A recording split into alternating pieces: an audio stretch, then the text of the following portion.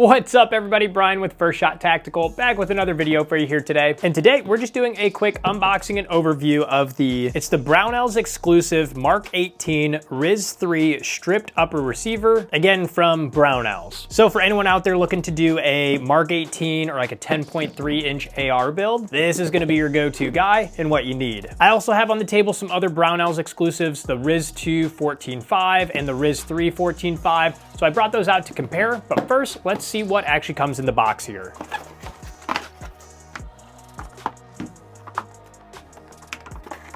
All right, as you can see, not a whole lot. We have our upper receiver. It does have a dust cover on, but this does not include a charging handle or a BCG, and it also does not include a muzzle device. Again, this is a stripped one. Other things that were in the box though, we have a quality check here. Looks like it was checked on 3/11/2025 by R. Thank you, R, for checking this at Daniel Defense. And then you have a flag to put in your chamber once you get it put together as well. So not a lot that comes with it, but this is gonna be the heart and core of your build if you're doing a Mark 18 build. And again, just for comparison, this is the Brownells 14.5 here, so you can see the size difference. And then on top of that, if we bring them in close, we can see it's the same new updated dust cover.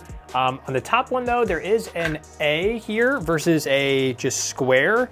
I'm gonna be honest, I don't know what that means, but that's a difference there. And then flipping these over on the other side, you've got the Daniel Defense logo in the same spot on both of these. One downside is it does not have the Mark 18 logo here, like if you bought the entire package from Daniel Defense. So kind of sad, but oh well. But then other than that, we have the same QD in the center there.